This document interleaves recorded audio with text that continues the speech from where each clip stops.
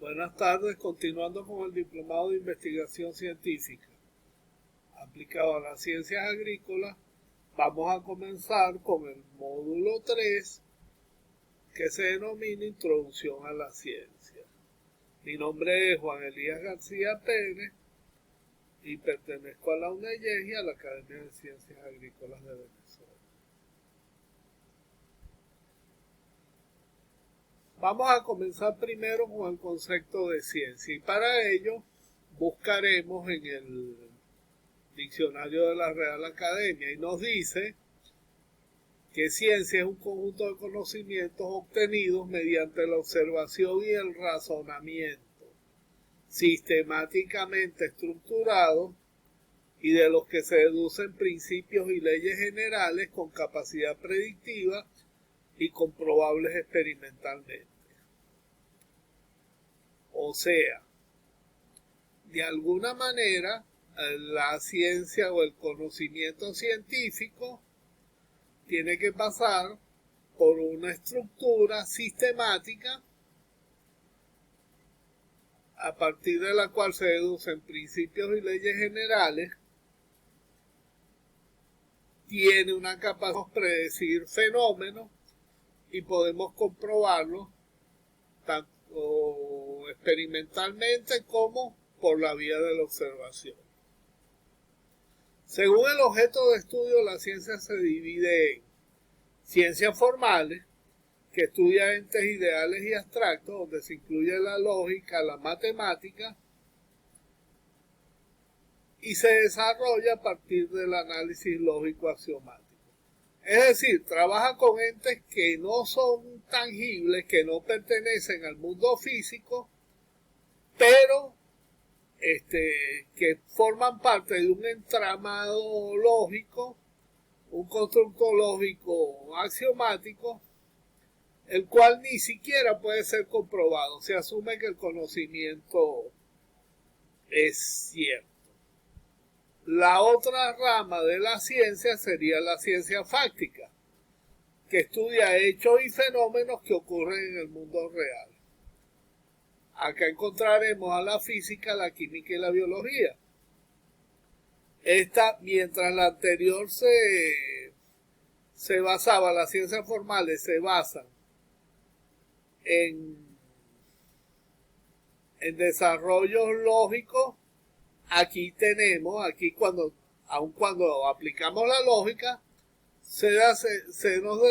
la desarrollamos a partir de observaciones y experimentos. Esa es la diferencia. Entonces la ciencia fáctica sí se ocupa de hechos tangibles en nuestro mundo material, mientras las ciencias formales son los intangibles, entes ideales. Esa es la diferencia. Como nosotros vamos a tratar con las ciencias fácticas, con hechos que ocurren en nuestro mundo real, entonces vamos a listar algunas de las características de la ciencia fáctica. El conocimiento científico, en este caso, a diferencia de las ciencias formales, se desarrolla a partir de los hechos. Después que uno observa los hechos, experimenta, los estudia, comienza a desarrollarse el conocimiento científico. Este conocimiento que los científicos adquieren, trasciende los hechos, o sea, va más allá de lo que nosotros estamos observando. Y esa es una parte bien importante dentro de la ciencia, dentro del conocimiento científico. Se dice que la ciencia es analítica porque agarra cada fenómeno y lo va desglosando, lo va analizando hasta que logra encontrarse algún entendimiento. Lo va separando por partes cada vez más pequeñas hasta que se obtiene algún conocimiento. La investigación científica es especializada. ¿Por qué es especializada? Porque el conocimiento cada vez más profundo de los hechos implica que el investigador tiene que tener una formación en el área donde discurren esos hechos. Pudiera ser el dominio. Conocimiento científico tiene que ser claro y preciso. ¿Por qué? Porque no podemos darnos el lujo de tener ambigüedades cuando uno anda haciendo una investigación científica, puesto que los resultados deben ser bien claros, bien comprensibles, para que puedan agrupar todas las particularidades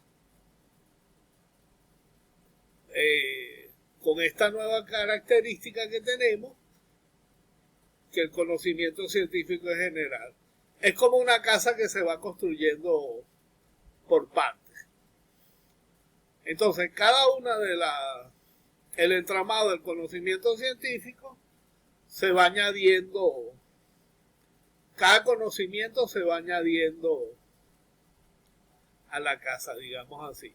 El conocimiento científico es legal, pero no porque esté en los tribunales, sino que descansa sobre leyes naturales, donde los hechos particulares van siendo integrados. Parte de lo que habíamos dicho en el ítem anterior. La ciencia es explicativa, por supuesto. La ciencia tiene que explicar cada fenómeno, porque si no, el conocimiento es ambiguo. El conocimiento científico es predictivo. Por supuesto, cuando uno va conociendo el entramado del conocimiento, valga la redundancia, uno puede hacer predicciones en base a fenómenos que ya conoce, y bueno, eso hace que nuestras predicciones estén bien dirigidas y que básicamente puedan ser ciertas. En caso de no ser ciertas las predicciones que se sacan a través del conocimiento científico, simplemente está pasando algo con la teoría o con la ley que tenemos, por lo tanto, puede llegar el hecho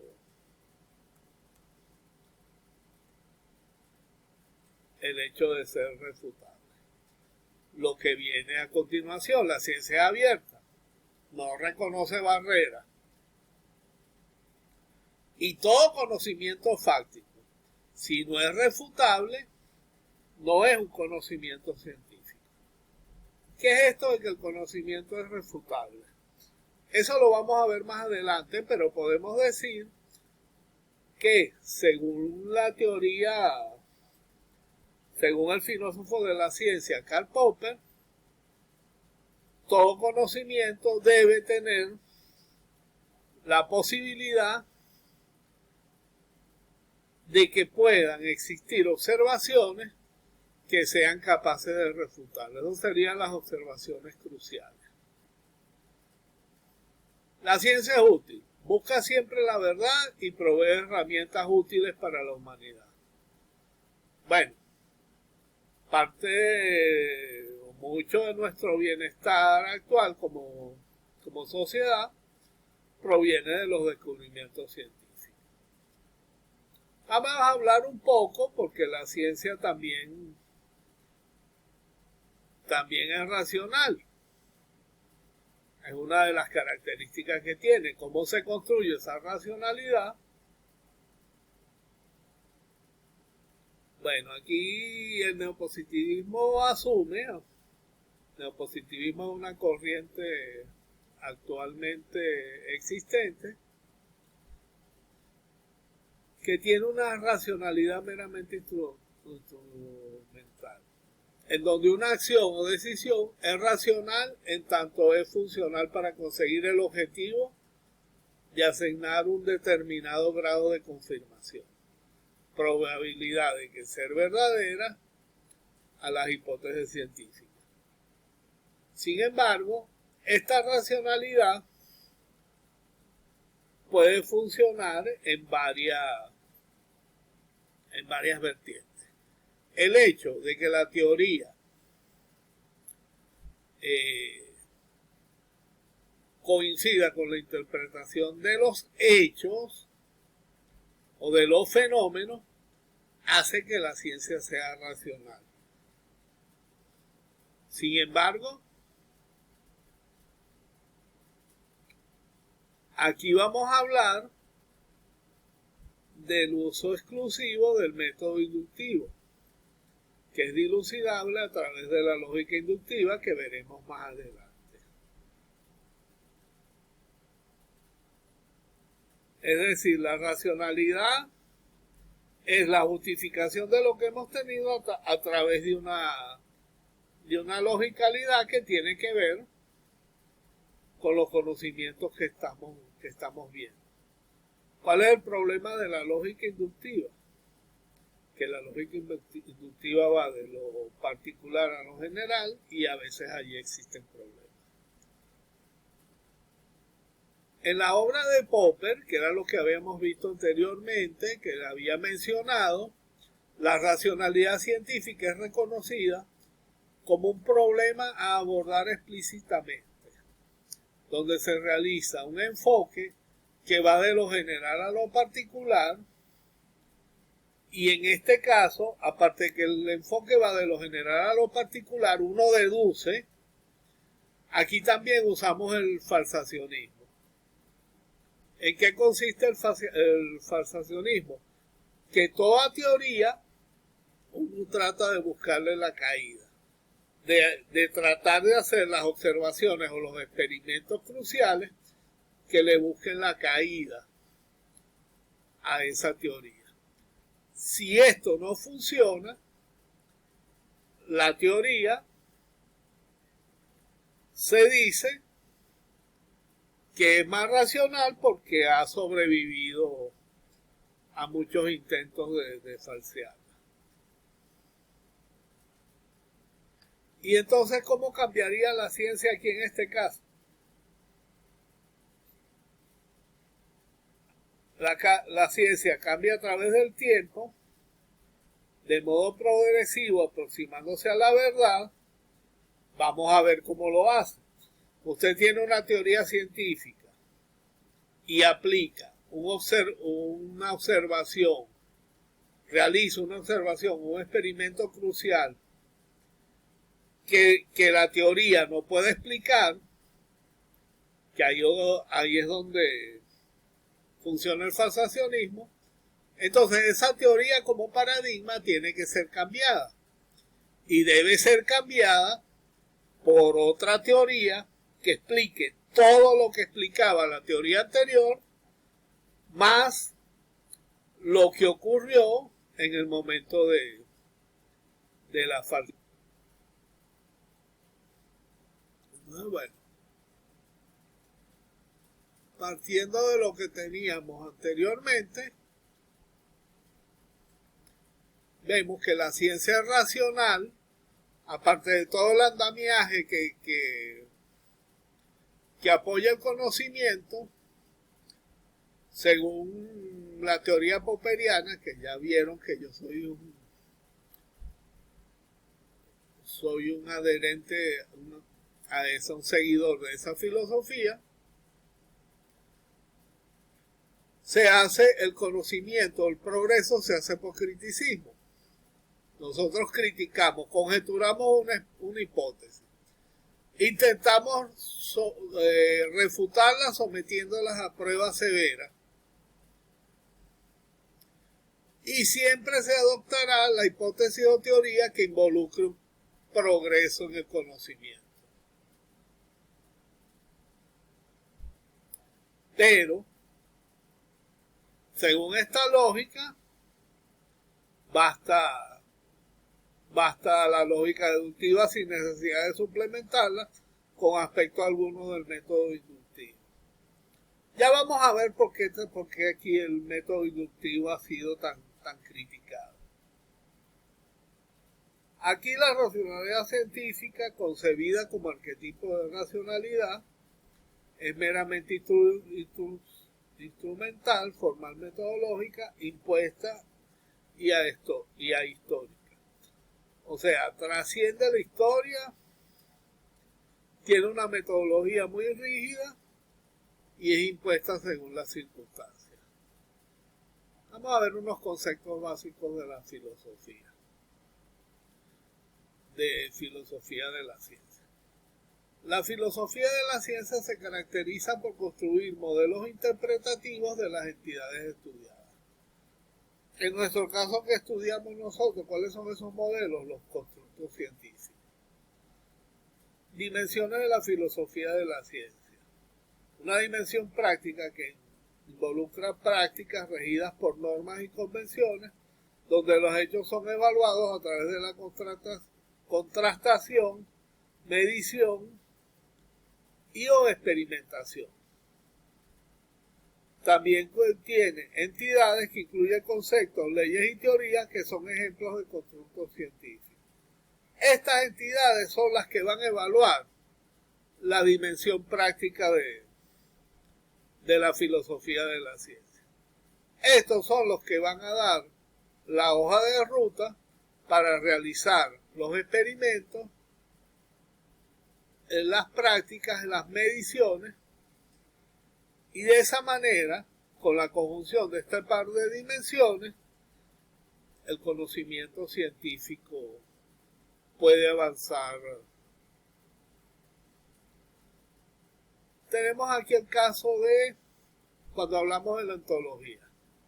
Es el estudio de los seres tal como son, es decir, las características más generales y necesarias que cualquier cosa ha de tener para hacer algo, para ser una entidad. Esto filosóficamente es un poco complicado, pero cuando lo hacemos a la práctica, esto nos permite tener una idea de qué cosas estamos estudiando, para saber cómo abordarlo,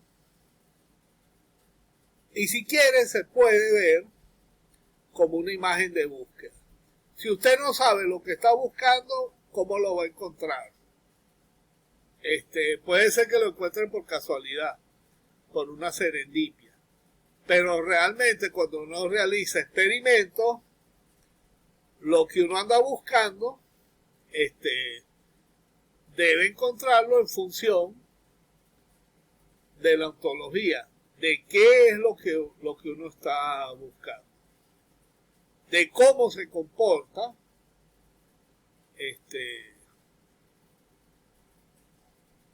y bueno, esa parte de la ontología es la que vamos a ver más adelante, o en la cual se va a basar nuestros estudios, como especie una imagen de búsqueda tal cual.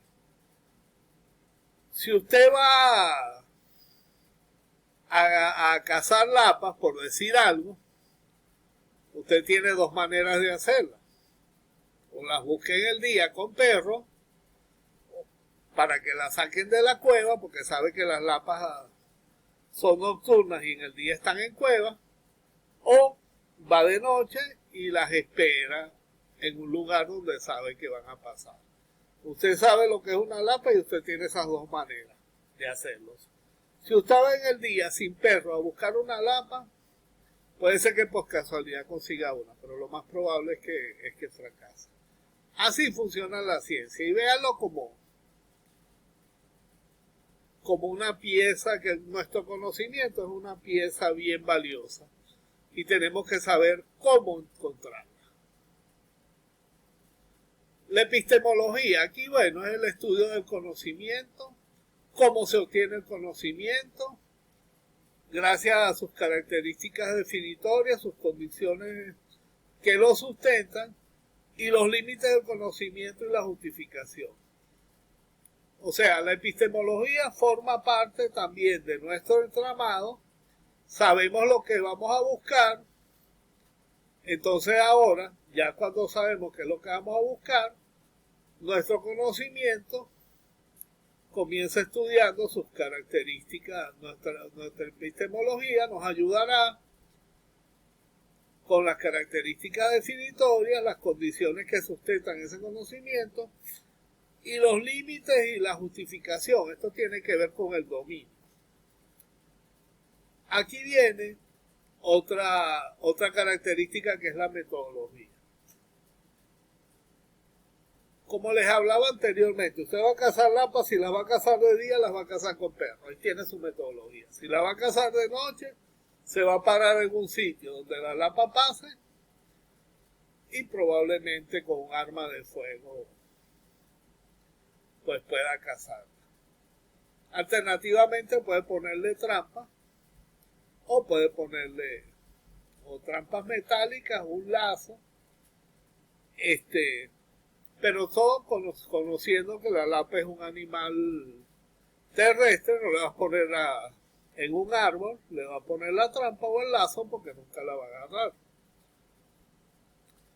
Entonces, ¿qué es lo que hacemos? ¿Qué hacen estas herramientas?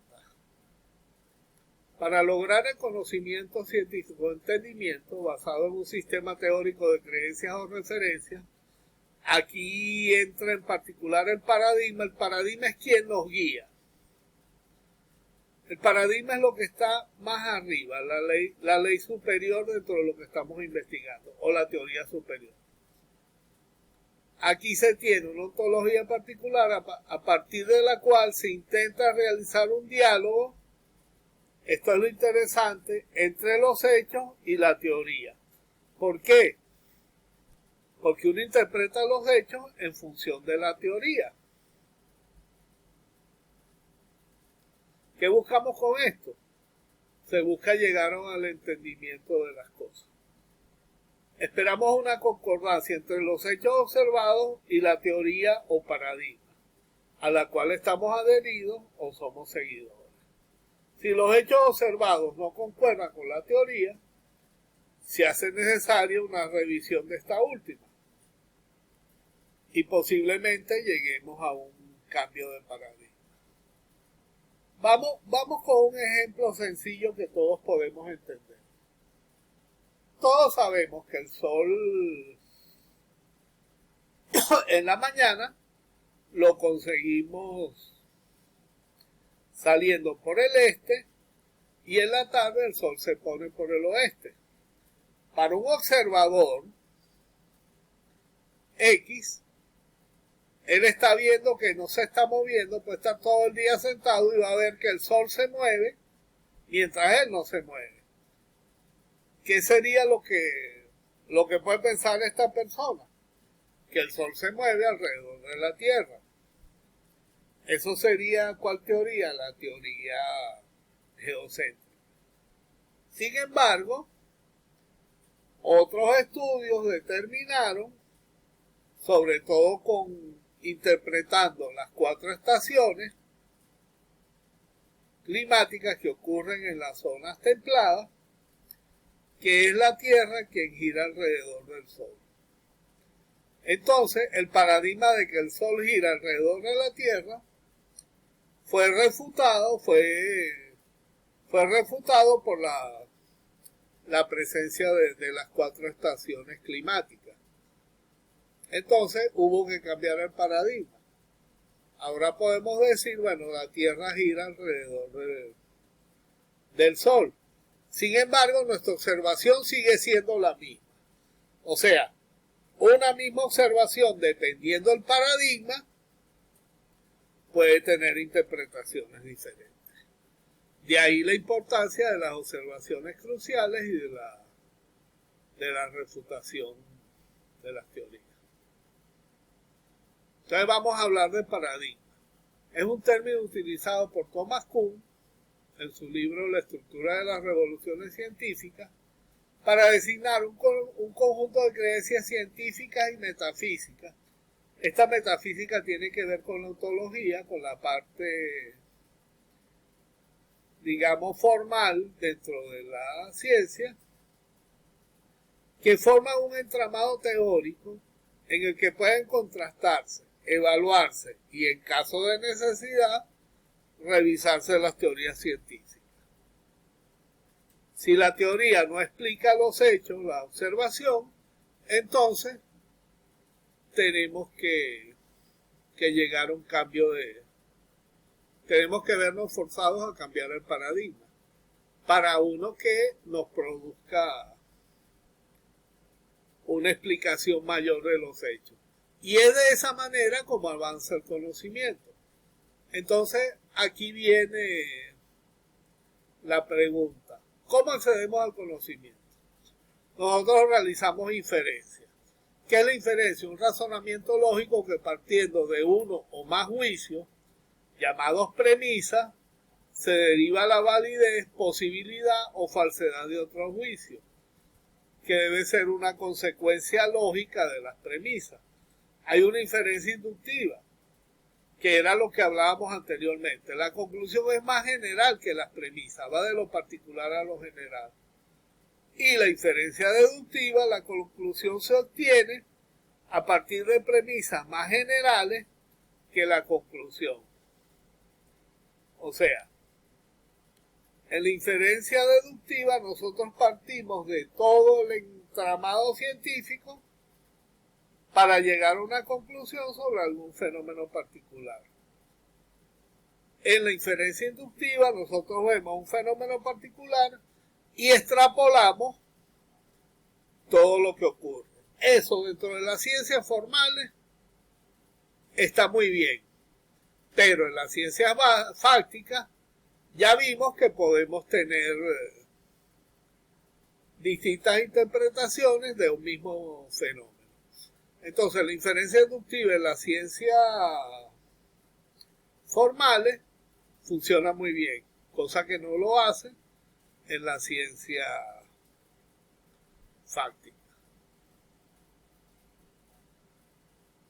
La inferencia inductiva es una herramienta importante de una actividad científica. Sin embargo, sus cuestionamientos vienen porque no necesariamente se llega a una conclusión verdadera a partir de juicios particulares.